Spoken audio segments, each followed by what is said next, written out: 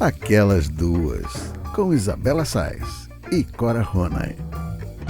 Alô, alô, queridos ouvintes, muito bom dia, boa tarde, boa noite. Começando mais uma edição do Aquelas Duas Podcast comigo, Isabela Sais, e com minha querida amiga Cora Ronay. Corinha, e aí, me conta, tá tudo em cima, tá tudo no meio ou tá tudo embaixo? Cara, olhando assim em volta, no presente momento, eu diria que está tudo um pouco abaixo do baixo, sabe? É isso aí. Olha, é muita coisa para estressar a gente nesse país. Agora, o cara compra uma mansão por 6 milhões, completamente fora do nível de ganho dele. Não é a questão da corrupção que mais me perturba nisso, é o que isso demonstra da inimputabilidade e do conforto que esta família está sentindo no poder. Podem tudo, fazem tudo e pronto, acabou. E vamos aproveitar o pior momento da pandemia, o pior momento do país para torrar 6 milhões numa mansão cafona, pronto. Aí esse tipo de coisa irrita. Aí você tem os problemas que a gente está vendo em torno da gente com a Covid, uma taxa recordes de taxa de letalidade. Ai, meu Deus. Em suma, tirando as capivaras da lagoa, há muito pouca coisa positiva no entorno, sabe? É verdade, você sabe que hoje, quando eu acordei, olhei meus e-mails e vi a sua coluna, que sai amanhã, né, quinta-feira, no segundo caderno do Jornal o Globo, em que você fala sobre essa história da mansão, enfim, desses absurdos todos, né, que estão acontecendo e que tá difícil, né, a gente acordar e a gente ter força para seguir adiante e etc. Eu pensei, gente, mas isso é que é rir na cara da sociedade, né? Aquela expressão, né, que a gente usa, tô rindo na cara da sociedade. Sambando na cara da sociedade. É sambando, é rindo, é gargalhando na cara da sociedade, né? Que já está tão sofrida. Como você falou, a gente hoje passa pelo pior momento desde março do ano passado da pandemia. E quantas vezes a gente já repetiu isso? Estamos no pior momento, e a gente nunca imaginava que ia ter o pior do pior. E nós estamos no pior do pior, né? E essa gente ri na cara do povo. Então e não só ri na cara do povo, como faz um desserviço, presta um desserviço diário, começando pelo presidente da República, né?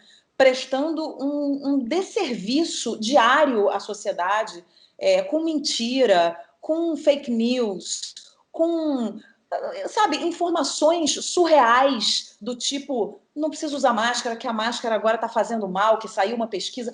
Gente, o que é isso? Onde nós estamos? Às vezes eu olho para essa situação toda e eu não acredito que isso é verdade, Cora. Às vezes eu fico achando realmente que eu estou num filme, eu estou dentro de um filme, isso é ficção, não é possível, isso não pode ser realidade. A gente não pode ter um representante aí, muito entre aspas, esse representante, né? Um chefe de Estado também, muito entre aspas, né? Porque de chefe de Estado não tem nada, de representante não tem nada.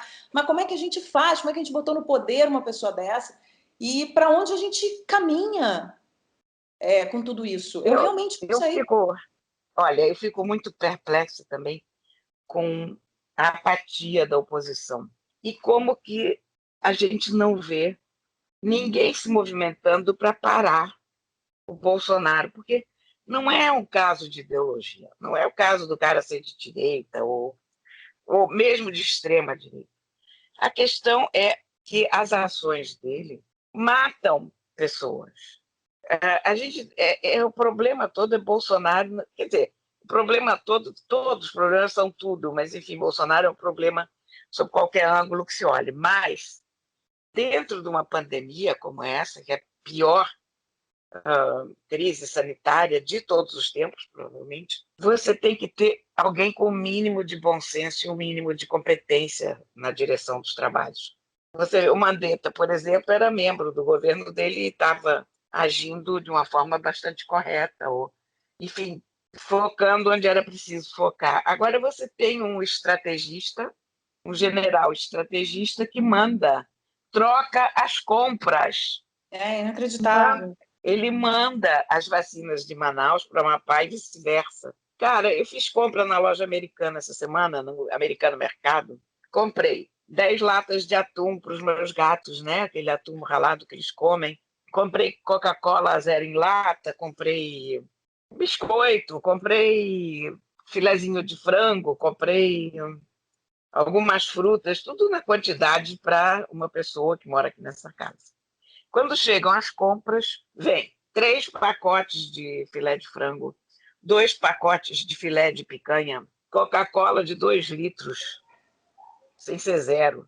Aí, porque ele tem 12 litros de leite, e eles têm aquele tipo de coisa, nós vamos substituir as compras se não tiver a coisa correspondente, né? Uhum.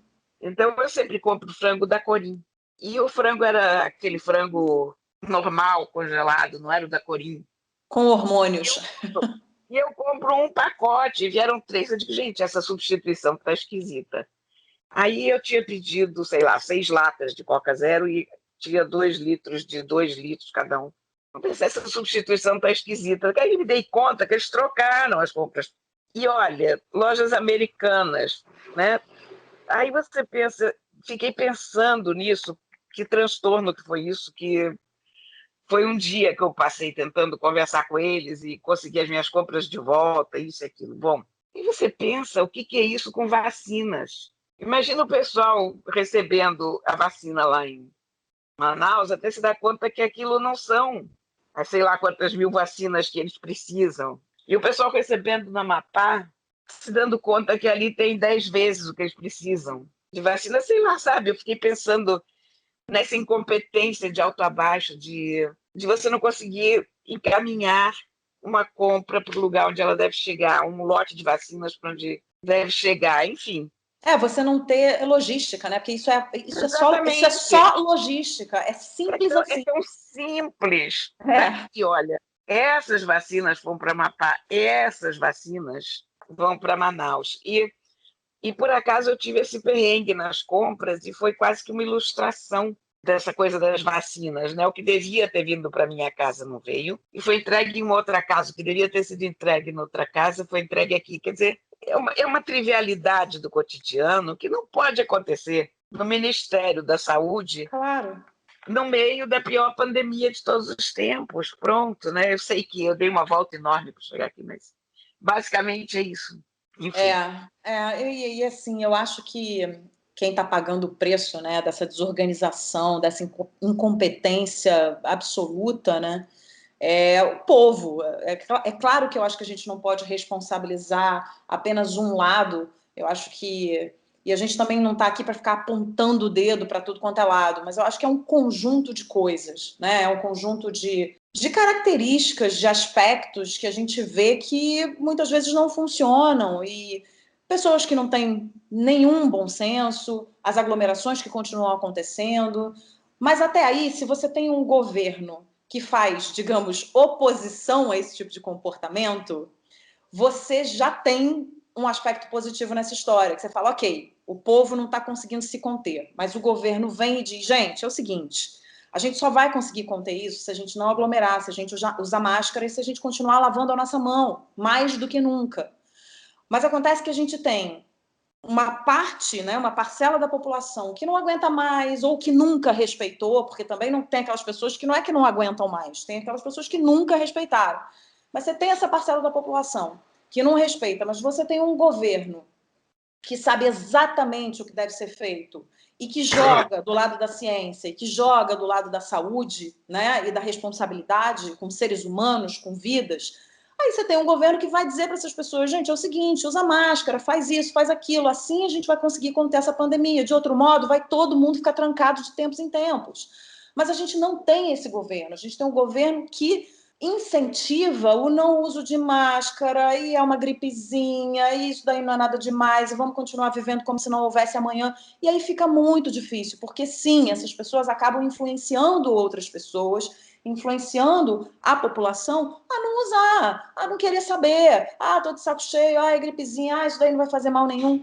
E não pode, né? O que a gente não pode é ter isso, essa baderna declarada, sabe? Que a gente está vivendo. E aí o que acontece é isso, é cada um por si, a gente está vivendo uma coisa muito do cada um por si, e aí um governo diz uma coisa, outro governo diz outra, o outro outra, e vamos caminhando assim com mais de 250 mil mortos, com UTIs lotadas, e a gente parece que não sai do dia da marmota, que eu falei no programa passado, que é um negócio que parece que você está vivendo o mesmo dia o tempo inteiro, e fecha de novo, e abre, e fecha de novo, e abre. E estamos todos muito prejudicados nessa história, né? Aqui em São Paulo agora, o governo fechou tudo, né? O estado inteiro de São Paulo voltou para a fase vermelha, e até o dia 19 de março. Mas uma coisa que me deixou muito feliz foi que finalmente os governos estão entendendo que as escolas são serviços essenciais também.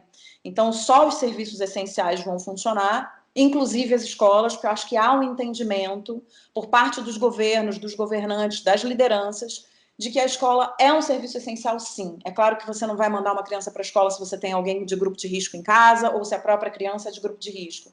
Mas a gente está aí na iminência, não só na iminência, mas isso já aconteceu com muitas crianças, de muitas crianças adoecerem emocionalmente por conta dessa ausência da escola e das logísticas de cada família. Cada família está passando por momentos ali complicados, cada um dentro do seu contexto e da sua história. Então, esse é um aspecto que me deixa muito feliz. Agora, é como a doutora Margarete Dalcomo falou ontem, teremos o março mais triste das nossas vidas, enquanto a população não entender que precisa se comportar para prevenção, a gente vai ficar nessa, né? Ainda mais que esse comportamento gera o aparecimento de novas variantes e que isso não é nada bom para a gente conter o vírus. Então, assim, a gente já está careca de saber o que é para fazer, né? E infelizmente, a gente está aí, né? O Brasil é o último país em todas as listas, e realmente é o que você falou. Eu não me lembro exatamente qual foi o termo que você usou, Corinha, mas você pode me ajudar no seu artigo, na sua coluna, mas você diz que você está exausta, né? Dos rumos que o país está tomando, não é isso que você diz? Eu digo que é um país exaustivo. Por que isso, exaustivo? O custo Brasil individual é alto demais. A gente lutar contra uma pandemia já é horrível, nenhum de nós tem o preparo para isso, nenhum de nós esperava isso. Mas você lutar com a sensação que você está lutando sozinho, que é o que acontece quando você tem um governo que luta contra, porque a sensação que eu tenho é que o Bolsonaro se aliou ao vírus e corteja a morte, é muito mais complicado. Quer dizer, há um sentimento de solidão na parte da população que tenta defender a vida. E aí você tem um monte de gente pouco se lixando para o que está acontecendo, saindo, se aglomerando. Se você tem uma liderança que dá exemplo, pode até ser que as pessoas não sigam aquele exemplo, mas você tem a sensação de que alguém está no comando. Você tem a sensação de que a ciência está sendo respeitada e de que há alguém do teu lado. E eu acho que nenhum desses casos está acontecendo, então a gente se sente muito só. É verdade. Ai, socorro. Eu fico até... Já perdi até o fio da meada aqui, porque se a gente for enumerar, né, Corinha? Agora só um parênteses aqui. Se a gente ficar enumerando, a gente vai para o fundo do poço e fica, né? Não, a gente tem que reagir, mas essa semana eu até pensei, digo, não vou falar de pandemia no podcast, porque não é o que a gente vai fazer, a gente fica... É o dia da marmota, como você falou, a gente não consegue sair disso. Você chega a um ponto na pandemia em que o número de mortes cai 11% no mundo inteiro e sobe 6% no Brasil. Quer dizer, então a coisa aqui está inteiramente desembestada e você fica em pânico vendo, olha, onde é que isso vai parar? Quer dizer, o que mais falta acontecer para que alguém tome uma providência, para que... Eu não sei, cara, eu fico realmente muito, muito desesperançada com a situação. E aí você pensa, não vou falar de pandemia, mas é a coisa na qual a gente está pensando, é a coisa que está na cabeça de todo mundo. Hoje, por exemplo, o Bolsonaro, com aqueles apoiadores que ficam lá na frente do Palácio, disse que o problema é da imprensa, porque a mídia criou pânico, você viu, né? Uhum. Então, olha, eu acho que quem ainda está segurando a onda é a imprensa. Na verdade, quem está fazendo oposição, né? É quem está fazendo oposição e é quem está explicando o que está acontecendo, porque a gente tem um Ministério da Saúde em que você não pode confiar nem para os números. Então, você tem que ter um consórcio de organizações de imprensa para poder saber quantas pessoas ficaram doentes, quantas morreram, porque nem para isso o governo serve. Então, cara, não tem como fugir do tema, infelizmente. Mas vamos fugir do É tema. verdade, Vamos é tentar verdade. mudar. Me conta uma coisa, como é que está São Paulo? Tá tudo bem aqui, Corinha, e São Paulo tem me surpreendido muito em vários aspectos.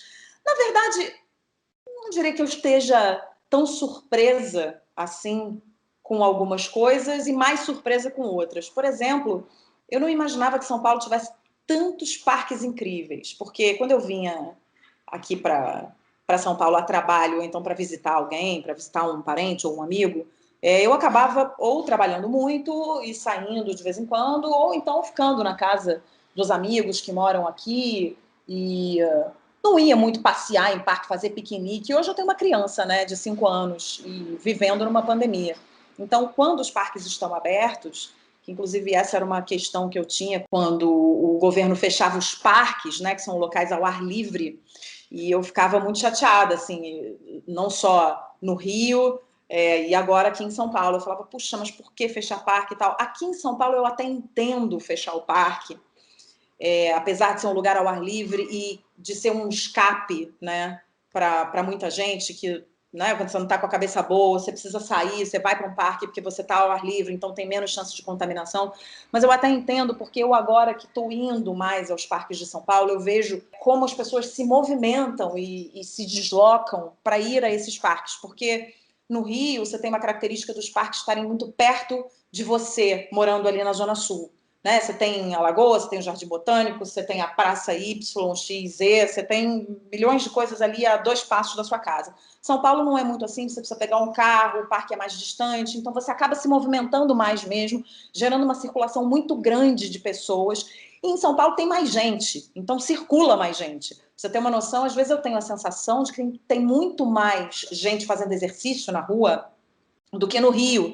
Às vezes eu saio e falo, gente, olha a quantidade de gente fazendo exercício. Nossa, eu não sabia que o paulistano fazia tanto exercício assim. Achava que o carioca fazia muito mais, mas é porque tem muito mais gente em São Paulo também. Então a sensação que você tem é de que tem muito mais ciclista, tem muito mais gente correndo, tem muito mais gente para cima e para baixo. Às vezes eu tenho a sensação de que eu estou na China, porque eles abrem aqui no domingo, eles abrem aquela faixa que eles chamam de ciclofaixa, né, que é aquela faixa de carro que eles abrem para bicicleta, e a quantidade de bicicleta parece que você está em Pequim, de tanta bicicleta para cima e para baixo, né? E aí, voltando para essa história dos parques, né, que eu estava falando que eu não entendia muito bem fechar parque, mas agora eu até entendo, porque provoca uma circulação muito grande de pessoas. Eu cheguei aqui e comecei a ver o que eu faço, né, ao ar livre, vou pesquisar quais são os parques que eu posso ir. Tem aqueles já manjados, né, o Ibirapuera, o Vila Lobos, que são parques maravilhosos, mas tem outros parques que guardam riquezas aqui, sabe? Você fica envolto em natureza, é uma delícia, ouve os passarinhos cantando. Então, assim, eu estou conhecendo todos os parques de São Paulo e estou super surpresa com a quantidade de parque e com a conservação desses parques, porque é tudo muito bem conservado. Tem um aspecto que eu não sentia muito no Rio, não sinto muito no Rio, você chegar numa praça e entender que essa praça está cuidada. E não está cuidada só pelas autoridades, está cuidada pelos moradores, está cuidada por quem mora em volta, sabe? Que faz por onde manter essa praça limpa, fazer um serviço de compostagem nessa praça, criar uma horta, são os vizinhos que criam uma horta. Eu não estou dizendo que isso não acontece no Rio de Janeiro, estou dizendo que é mais fácil, por maior que seja a cidade, né, São Paulo, ou seja, maior que o Rio, é mais fácil você se deparar com isso aqui em São Paulo. Está sendo para mim, também não quero botar isso como uma regra, como uma verdade absoluta, mas para mim tá, e eu estou impressionada com os parques, Corinha. Você conhece os parques daqui? Não, eu conheço pouquíssimo, como você conhecia antes de morar aí, quer dizer, Ibirapuera, um outro que a gente vai, mas realmente não conheço os parques, até porque eu vou a trabalho sempre, né? Uhum. E aí pego um Uber no aeroporto, vou para o lugar que eu tenho que ir, volto e acabo não... Eu não e curioso você me falar dessa coisa dos parques, porque não é a percepção que eu tenho imediatamente de São Paulo, né? Pois é, eu também não tinha. São Paulo é mais arborizada do que a gente imagina aqui no Rio de Janeiro. Tem bairros muito aconchegantes e gostosos, mas a questão dos parques não era uma percepção que eu tivesse. Agora, claro, tem uma coisa, né, que a gente aqui tem as praias, então eu acho que nunca nem houve no Rio uma preocupação muito grande em fazer parques, porque você tem uma orla toda para a gente se divertir, então, de uma certa maneira, a praia faz o papel de parque, né? Sim, sim. E está muito mais acessível ali, né? E vai todo mundo para a praia, ninguém vai para o parque, né? E aí fica meio que um círculo vicioso, porque não tendo parque, todo mundo vai para a praia, e tendo praia, ninguém vai ao parque, aí não tem praia, enfim. Nós estamos acostumados com praias, em suma. Corinha, eu sou suspeita porque tem um parque no Rio de Janeiro pelo qual eu sou apaixonada e é o meu lugar favorito no Rio. Eu tenho uma ligação afetiva com esse parque, que é o Jardim Botânico do Rio, né? Eu sou completamente apaixonada, para mim não há nada melhor, é um oásis, é o meu escape, é onde eu vou carregar minhas energias, é onde eu levo meu filho todos os dias. Então, sabe, é um lugar pelo qual eu sou absolutamente apaixonada. E eu não achei que eu fosse ter equivalentes aqui em São Paulo. Equivalente, eu não digo que tem, ainda não visitei nada equivalente, mas os parques realmente são muito bonitos, a gente fica realmente cercado de natureza, muito bem cuidados, e eu acho que São Paulo está muito, mas assim, muito bem servido de parque. Acho que não deve nada aos parques fora, por exemplo, do Brasil. Quando você vai a um parque fora do Brasil, você fala, nossa, que coisa incrível, vai aos parques na Alemanha, vai aos parques no... Né, você chega em Nova York, tem um monte de lugar lindo, maravilhoso, tem um Central Park, inclusive tem um parque aqui que se chama Parque do Povo, que para mim é um Central Park em São Paulo. Inclusive parecido, assim, que ele é cercado de prédio em volta, mas lindo, com um super gramado, as pessoas fazendo piquenique. Então, perto da minha casa tem um parque chamado Parque da Água Branca, eu nunca tinha ouvido falar. Eu vou lá praticamente todos os dias com meu filho, que é um parque que tem bichos soltos que caminham ao seu lado. Então, você conversa com as galinhas, tem pavão, tem pato, tem um lago com carpas, muita árvore, muita natureza em volta. Então, assim, as crianças ficam loucas porque os bichos estão ali soltos. Outro dia meu filho pediu uma pipoca, deixou uma pipoca cair no chão, vieram 85 patos, ele ficou até com medo. Mamãe, quantidade de pato, socorro! Enfim, então, assim, acho que está super bem servido. Outra coisa que está me surpreendendo aqui também, é que eu estou achando São Paulo muito mais ensolarada, é uma cidade muito mais ensolarada do que eu imaginava que fosse no verão. É claro que tem as pancadas de chuva no fim do dia, mas assim, tá fazendo sol todo dia de manhã, tem aquelas pancadas de verão no final do dia, mas muito sol, e a gente fica com essa coisa de que está no nosso inconsciente, né? A terra da garoa, que chove o tempo inteiro chuviscando e tal, pelo menos por enquanto ainda não vi isso acontecer. Tem a questão da cordialidade, eu tenho achado o paulistano bastante cordial e mais formal também. Eu acho que o paulistano é mais formal do que o carioca. O carioca é mais, digamos assim, bagaceiro, no melhor sentido da palavra, eu me incluo nessa bagaceirice, mas estou achando o paulistano super cordial, assim, o serviço nem se fala, né? Os serviços são sempre ótimos. O clima é mais seco, o nosso cabelo agradece, que fica soltinho, lindo, não fica aquele grude que fica no Rio de Janeiro, né? Agora tem uma Menina, coisa... mais um pouco eu me mudo para São Paulo, hein? Tá vendo? Eu acho que você devia vir para cá. Eu vou fazer campanha. Agora, tem uma coisa, Corinha, que está me incomodando muito, que o meu filho já está falando paulistês. Aí eu tô com um problema com isso. Ele já está pegando o sotaque, eu não sei o que eu faço. Que outro dia ele falou para mim que o lago estava cheio de carpas. Aí eu falei, oi, filho, tá cheio de quê? Ele falou de carpas, mamãe. Aí ele falou assim para mim, mas se você quiser eu também posso falar carpa. Aí eu falei, filho, vamos falar carpa? Por favor, que eu acho que é um pouco demais para a mamãe, já o filho já está falando carpa. O que você acha que eu devo fazer? Acalmar meu coração ou preciso convencer a criança a ficar carioca para sempre? Eu acho, meu amor, que você tem um filho paulista. Uma Mas já! criança dessa, uma criança dessa idade, daqui a 6 meses, ele vai estar falando exatamente como um paulistano. E pronto, acabou. E eu vou visitar vocês e vou me surpreender com Paulistinha. Pronto. Pronto, olha, eu acho que a gente já pode encerrar essa pauta, porque eu já cumpri o meu objetivo. Meu objetivo nessa pauta era fazer você pensar que talvez fosse melhor você vir morar aqui. E você já está pensando, então tá ótimo, porque eu quero você perto de mim. Estou fazendo isso com meus amigos. Mas, cara, eu adoro São Paulo. Eu não sou daquelas cariocas que não gostam de São Paulo, não. Nem E eu. eu tenho até uma inveja de São Paulo, sabe? Porque eu acho a cidade extremamente mais bem organizada do que o Rio, mas tem uma qualidade de cidade muito melhor. Se você desce no aeroporto, você já percebe que você está num lugar diferente, num lugar mais bem organizado, num lugar que funciona, num lugar que tem dinheiro. O Rio está muito esculhambado, cara, é muito impressionante. A gente se acostuma porque é uma decadência que foi acontecendo dia após dia, a gente está aqui, mas é inacreditável. Você não tem uma calçada inteira, mas você. Enfim, a cidade está num buraco total. Eu também sou apaixonada pelo Rio, sou carioca da gema. Tenho orgulho, apesar dos pesares, eu tenho orgulho de dizer que eu sou carioca, sou e serei eternamente carioca, posso até virar paulista também daqui a um tempo, mas jamais falarei carpa nem carpa, eu vou continuar falando carpa, já não vou poder fazer isso com meu filho, não é, Corinha? Mas enfim, Não, meu marido já fala, mas meu marido tem um sotaque bem neutro, né? Ele fala um carpa bem disfarçado, assim, porque ele é daqui, né? Mas, mas é isso, assim, eu fico triste pelo momento do Rio, mas sou sempre tenho sempre um sopro de esperança aqui dentro de mim de que as coisas vão melhorar.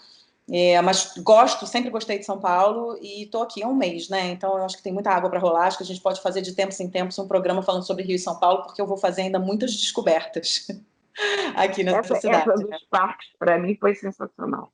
Pois é, me Porque surpreendeu muito. eu não esperava, realmente, São Paulo, uma cidade de parques, é uma revelação. Pois é, para mim também foi, por isso que eu comecei falando sobre os parques. Agora, Corinha, mudando de assunto, a gente vai para a nossa última pauta aqui do programa, e depois temos as nossas dicas. Mas saiu uma matéria no Globo essa semana, muito interessante, falando das mulheres na pandemia, e quando a gente fez a nossa reunião de pauta, tanto eu quanto você, a gente falou, não, vamos falar sobre isso, porque é importante, né? Muitas constatações importantes. Então, a gente fez um resuminho aqui da matéria, e as informações mais importantes são as seguintes: 24% das mulheres, é uma matéria que fala sobre as mulheres na pandemia, 24% dessas mulheres que foram entrevistadas consideram rebaixar a trajetória profissional ou sair totalmente do mercado de trabalho, segundo pesquisa da consultoria McKinsey. Então, essas mulheres estão considerando sair totalmente do mercado de trabalho porque não estão conseguindo ali dar conta, né, com um ano no Brasil de quarentena, dar conta de tantas funções. 50% passaram a cuidar de alguém na pandemia, diz um estudo da Gênero e Número e um outro da Sempre Viva Organização Feminista. 56% gastam mais tempo em tarefas domésticas com a pandemia, 5,2 horas a mais por semana para os filhos, diz o relatório da ONU Whose Time to Care. 45,8% foi a taxa de participação feminina no mercado de trabalho no terceiro trimestre de 2020, patamar de 30 anos atrás, segundo a pesquisa PNAD contínua do IBGE. Do total das mulheres brasileiras que passaram a cuidar de alguém na pandemia, 41% delas afirmaram trabalhar mais na quarentena. O isolamento social colocou em risco o sustento dos lares de 40% delas. Aí, Corinha, lendo isso, sim, esse levantamento, eu acho que ele mostra, né, que nós, mulheres, fomos muito sacrificadas na pandemia, e isso não é novidade, acho que essa matéria não traz novidade, só confirma uma impressão que a gente está tendo já há um ano. Né? Com qualquer mulher que você converse hoje em dia, o sentimento de exaustão, com tantas tarefas acumuladas, é unânime. Assim, no meu grupo de amigas está todo mundo exausto, ninguém sabe mais o que fazer, quem tem filho pequeno, então, nem se fala. Agora, eu acho o seguinte, esse momento, ele só escancarou um cansaço por conta dessa mulher multifunção que a gente se tornou ao longo do tempo, né? Historicamente, a gente vem acumulando muitas responsabilidades e o fim dessa linha é o esgotamento físico e emocional, que é o que está acontecendo agora. Como é que você vê essa situação da mulher antes e durante a pandemia? Você tem a Bia, que regula comigo, né? A sua filha, que regula comigo, tem mais ou menos a minha idade, também tem filhos pequenos. E eu imagino que você tem aí um retorno dela meio nesse sentido de exaustão, enfim, tentando arrumar a logística de vida e lidando com tantas responsabilidades, com tantos sentimentos. É difícil organizar tudo isso, né? É muito complicado, porque apesar de todo o progresso que a gente fez, de se reconhecer que o trabalho doméstico é um trabalho como outro qualquer, a casa ainda é a mulher. Eu não tenho nenhuma pesquisa para dizer isso, mas eu tenho uma observação à minha volta. Para a maioria das pessoas, a casa ainda é uma coisa ligada à mulher. Então, sobra sempre para a mulher mais do que para o homem. Porque a hora de cuidar de um detalhe da casa, de arrumar, de ver se está tudo bonitinho, isso é sempre uma tarefa feminina. Não é, a gente fala, mas acaba caindo nos ombros das mulheres. A gente tem alguns amigos desconstruídos e de cabeça aberta e tal, que ajudam muito, mas essa própria coisa de dizer ajudam muito já mostra como é que a situação é desigual. Uhum. Porque se os homens assumissem o trabalho como dentro de casa, como deveriam, quer dizer, na mesma proporção que a gente assume, a gente não diria que eles ajudam. A gente nem teria essa preocupação, não haveria essa distinção. Porque a gente já parte do princípio que as tarefas de casa são nossas. Então, quem entra na tarefa de casa, necessariamente está entrando na tarefa de casa para ajudar. E, na verdade, essa tarefa tem que ser da família como um todo, né? Exatamente. Então, enquanto a gente estiver usando a palavra ajudar, a gente não vai ter uma situação de igualdade ou sei lá, de participação integral de todos numa tarefa que, afinal, tem que ser de todos. Ao mesmo tempo, a tarefa de cuidar também acaba caindo muito para mulheres. Também, quando você tem um familiar doente, acaba caindo nas mãos das mulheres. Há uma outra coisa, normalmente, se um casal precisa manter um dos empregos, ele vai manter o emprego mais bem remunerado, que geralmente é o emprego do homem. Uhum, exatamente. Então, tudo contribui para isso. Quando a pesquisa diz que a gente está no mesmo patamar que estava há 30 anos, eu acredito, porque é um esforço enorme que a gente faz para tentar se pôr no mercado de trabalho, para criar uma igualdade nesse mercado, para dividir as funções domésticas. Mas aí, quando você tem uma pandemia e alguém tem que largar, o emprego vai ser quem? A mulher. É complicadíssima a situação. Mas a gente está falando de um sistema que vem funcionando assim há milênios, Pois é, isso há é milhões de histórico. anos. É. Então, essa mudança é muito difícil. Eu até acho que a gente fez mudanças incríveis no século passado e nesse século, em grande parte por causa da contracepção, né? Por causa da pílula, Sim. porque, de repente, as mulheres não estão mais grávidas Uhum. o ano inteiro e tem uma possibilidade de contribuir para qualquer campo de trabalho com o mesmo empenho que os homens e tal, mas a gente está lutando contra uma força milenar, sabe? E Corinha, eu acho que essa mudança, ela realmente tem um tempo, porque a gente está falando aí de mudança de mentalidade, a gente não está falando de uma mudança que a gente faz de um dia para o outro. É uma mudança de mentalidade, é uma mudança de hábito, é uma mudança de costume, é uma mudança cultural para uma questão histórica, como você está falando, né? A gente não vive isso desde ontem, não. A gente vive isso desde que a mulher é mulher.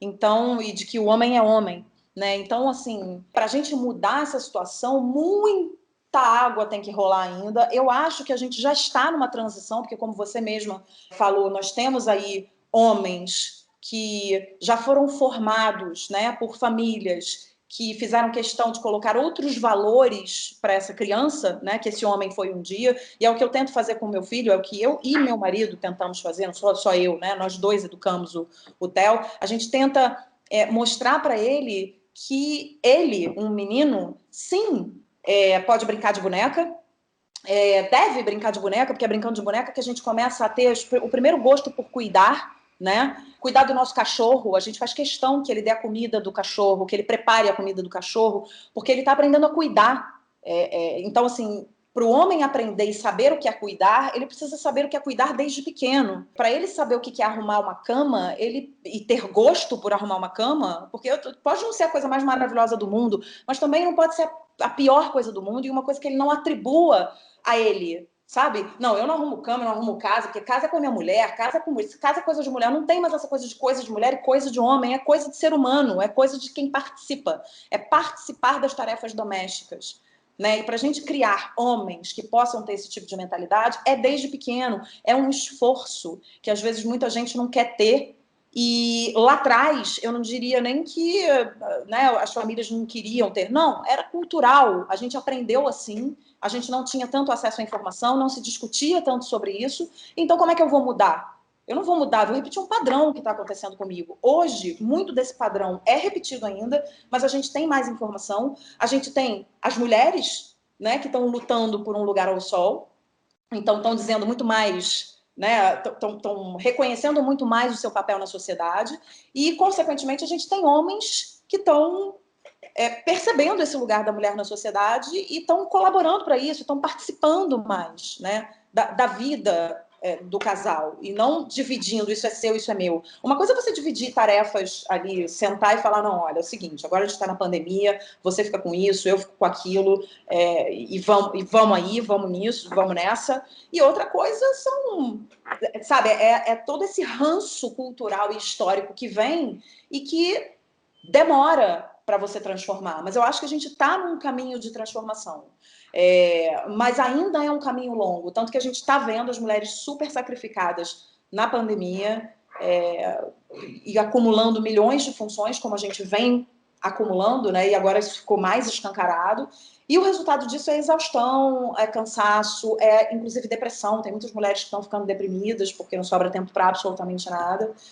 Eu passo por isso muitas vezes, assim, muitas vezes eu chego num momento de tanta exaustão que eu falo, meu Deus, socorro, e agora, cadê? O que sobrou de mim, né? Acho que todo mundo passa, todo mundo está passando por isso, em diferentes níveis. É isso, acho que é um caminho, né, a percorrer, mas eu acho que a gente está evoluindo nessa história, eu não sinto involução, não, eu sinto evolução nessa história, acho que a gente está conversando cada vez mais sobre isso, e se houver uma próxima pandemia, talvez a gente não se sinta tão cansada, assim, não sei, talvez a gente esteja dividindo mais e até a questão do trabalho, que você fez uma observação que procede muito, assim, que também é histórico, né? Historicamente os homens ganham mais. Então, na hora que você precisa sacrificar um lado, você vai sacrificar a mulher, porque esse homem também tem um papel importantíssimo nessa família, que é trazer o dinheiro, né? Que essa mulher traz, mas não traz tanto. Então, você sacrifica a mulher ainda, porque tem esse rabicho, né? Esse ranço que eu estou falando histórico, né? Ainda há uma desigualdade salarial muito grande, né? A Muito gente grande. está melhorando. Eu não acho que a pandemia seja um passo atrás em sentido definitivo. Eu acho que a gente caiu 30 anos temporariamente. Eu acho que Sim. esse retrocesso é uma coisa que dura enquanto vai durar a pandemia, porque você precisa de alguém para cuidar das pessoas, porque você precisa de alguém fazendo uma série de funções em casa que antes não eram necessárias, sei lá, a questão da escola das crianças, as crianças o tempo todo dentro de casa, enfim. Mas acho que o mundo tem melhorado muito nesse sentido. Mas ainda falta muito, né? Falta muito. Vou encerrar esse nosso papo com uma coisa muito engraçada que aconteceu ontem, Corinha. Você vai adorar essa história. A gente estava na cozinha, todo mundo, né? A gente, por falar em participar a família inteira das tarefas domésticas, estavam os três fazendo jantar. Inclusive o Mac estava na cozinha também, devia estar desempenhando alguma tarefa que eu já não me lembro qual é. Porque na pandemia até o cachorro faz coisas dentro de casa para colaborar. Isso, evidentemente. O quê? Ele estava comandando o serviço. Estava comandando o serviço, exatamente, líder. E aí, eu não sei por que veio na minha cabeça uma pergunta, eu fiz uma pergunta para o Theo, falei, filho, você sabe o que a mamãe faz profissionalmente? Você sabe qual é o trabalho da mamãe? Aí eu achei que ele ia falar, claro, mamãe, lógico que eu sei que ele me vê trabalhando, a gente conversa sobre o meu trabalho, faço questão de dizer que trabalho é um prazer na vida, que é uma delícia trabalhar e tal. E aí ele ficou pensando, depois dele pensar muito, ele falou assim, mamãe, você é locutora. Eu falei, verdade, eu sou locutora, eu trabalho com a voz. Ah, nem falei eu trabalho com a voz. Eu falei, você sabe o que é ser locutora? Ele falou, mamãe, é fazer umas gravações, é gravar podcast. Aí eu falei, é isso mesmo e tal. Aí eu falei, mas a mamãe é mais do que locutora. A mamãe se formou, fez uma faculdade. Você sabe qual é a profissão da mamãe? Aí ele parou mais uma vez, olhou para mim, falou assim, você é lavadora de louça, mamãe. Olha isso, Corinha, a gente faz anos de faculdade, se forma, faz pós-graduação e a criança para, olha e diz: você é lavadora de louça, mamãe. Aí foi uma risada total, a gente chorava de rir. Ele começou a rir também, porque ele não entendeu por que a gente estava rindo tanto. Eu falei: é isso mesmo, meu filho. Agora, olha, a mamãe nunca foi tão lavadora de louça quanto agora. Ele me vê lavando a louça o tempo inteiro, ele não teve dúvida. Ué, mamãe, além de locutora, você é lavadora de louça. E aí, depois disso, ele ainda fez uma junção muito engraçada, porque ele sabe que eu sou jornalista, deve ter vindo à cabeça dele, e ele sabe que eu trabalho com cinema também. Então, ele veio na cabeça dele uma coisa, e ele juntou uma coisa na outra e falou assim, não, mamãe, mas você também tem uma outra profissão. Eu falei, o que eu sou? Ele falou, você é cinemista. Então, Corinha, é o seguinte, quando você quiser me apresentar para alguém, se a gente estiver fazendo um evento e você for me apresentar, você pode dizer, aqui está a minha parceira, minha amiga, locutora, lavadora de louça e cinemista. Que é assim que eu vou fazer agora as minhas biografias, vou me apresentar desse jeito. O que você acha? Acho excelente, minha filha. Acho uma definição perfeita. Não é? Mas olha, ele me deu um recado que eu tô lavando muita louça nessa pandemia, então eu acho que eu vou delegar um pouquinho pro meu marido. Lava a louça aí, meu filho, porque não tá dando não. A gente estuda pro filho achar que a gente é lavadora de louça. Ai, Corinha, olha, terminamos o nosso programa assim, não sem antes dar as nossas dicas. Qual é a sua dica de hoje? Eu falei que eu não ia falar de pandemia, né? Mas a minha dica é um livro que se chama 10 lições para o mundo pós-pandemia. Mas então, olha aqui, vamos esquecer a palavra pandemia. O livro é do Farid Zakaria, foi lançado essa semana pela editora Intrínseca. Ele não é um livro sobre a pandemia. Ele é um livro sobre mudanças sociais, sobre o mundo contemporâneo, sobre os processos históricos e sociais e coletivos que têm atravessado o mundo já de antes da pandemia. Toda uma mudança política, uma mudança econômica, os caminhos do mundo, esses populismos, a questão sanitária também, claro, mas ele é um instantâneo do mundo que nos espera, do caminho que nós estamos tomando e no que a gente tem que prestar atenção. Ele é uma ótima leitura para mães de crianças pequenas, porque, Opa! como ele fala 10 lições, ele acaba dividindo.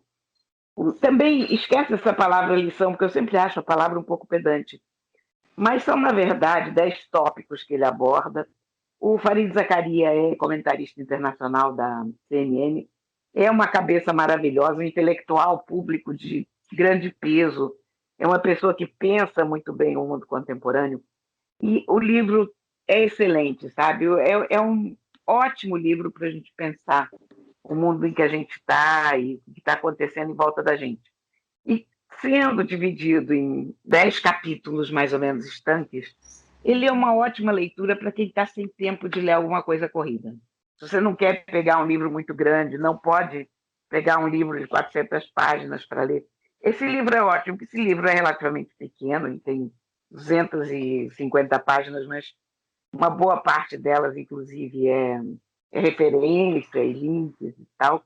Mas você pode ler um capítulo de cada vez. Então, mesmo sendo mãe de um menino pequeno e tendo um cachorro antissocial em casa, você consegue dar conta desse livro muito bem. Então, é uma super recomendação minha. Eu acho esse livro muito bom, muito importante. Muito bem. Mais alguma coisa? Não, basicamente isso hoje.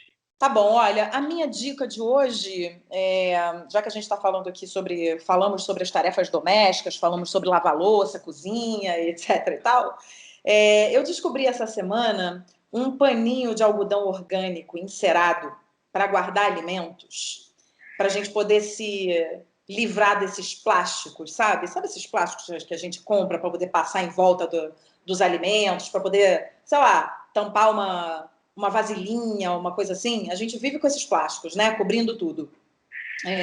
Esse paninho de algodão, a marca se chama Junibi. Eu nem sei se fala assim, mas eu acho que fala. Chama Junibi. Tem um perfil no Instagram, que é junibi.company, se não me engano. Ele vende em algumas lojas e você pode também fazer o pedido através do site. Eu achei tão incrível, porque ele é um paninho que, como ele é feito com cera, você consegue envolver o alimento ou envolver a tigela que você precisa envolver, e ele fica todo vedadinho, todo fechado. Então ele faz às vezes do plástico, você não usa mais plástico, você joga seu plástico... Eu ia falar, joga seu plástico fora, não, deixa seu plástico encostado para não poluir o meio ambiente. Mas assim, você não precisa ficar fazendo uso de plástico e comprando plástico no supermercado para envolver os alimentos. Eu que mando lanche para a escola do meu filho, que eu sempre envolvo sanduíche e sempre tem que usar um material desse, isso caiu como uma luva na minha vida. Então você tem assim os conjuntinhos que tem tamanho grande, tem o GG também, tem o M, tem o P e tem uma outra caixinha que vem os tamanhos sortidos. E ele é todo decoradinho, todo desenhado. E é super útil, super útil. E você realmente não sente mais falta do plástico para envolver nada, sabe? Para guardar as coisas na geladeira.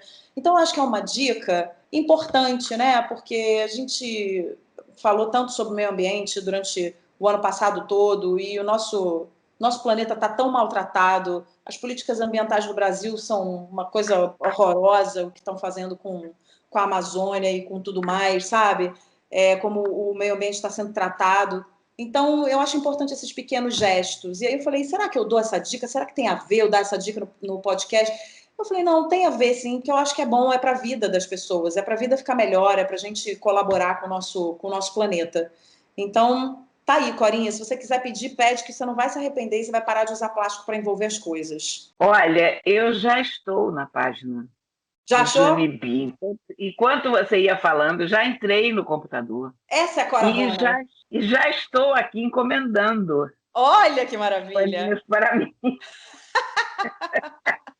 Não, e você vai adorar, eles têm um cheiro delicioso, porque eles têm um cheirinho assim de cera mesmo, né? E eles são super decoradinhos, super bonitinhos e muito úteis, Corinha, muito úteis. Eu acho que você vai adorar, depois você me conta se você gostou. Dá para envolver fruta, dá para envolver as tigelinhas. Não, já estou aqui estudando a situação e comprando os paninhos. Maravilha. E eu peguei até uma informação no site, para quem não sabe o que é, né, quais são as características, as vantagens do algodão orgânico. Ele não leva agrotóxicos, a sua plantação utiliza rotação de culturas, tem baixo consumo de água, além de processos que respeitam o meio ambiente, os colaboradores da cadeia produtiva e segue práticas econômicas justas na sua produção. Então, você está colaborando muito, assim, fazendo uso desse produto, né? E eu não estou ganhando nada não, tá, gente? Isso aqui não é publicidade, não. É porque eu quero o bem dos nossos ouvintes e estou divulgando o que eu acho que é bom. Não, eu já estou aqui de olho nos paninhos. Então, pronto. Então, é de olho nos paninhos que a gente termina o nosso podcast de hoje, Corinha. Achei ótima essa dica, adorei. Eu sempre gosto de coisas assim. Tá vendo? Então tá bom. Então depois, quando chegar, você diz aqui no podcast o que você achou, se você gostou dos seus paninhos. E vamos que vamos, Corinha. Vamos em frente. A gente vai sair dessa situação em algum momento e, enquanto isso, estamos juntos, todo mundo junto aqui, unidos, todos unidos. Ninguém solta a mão de ninguém, né? Ninguém solta a mão de ninguém, exatamente. Beijo, Corinha. Até semana que vem. Um beijo, querida. Tchau. Aquelas duas, com Isabela Sais e Cora Rona.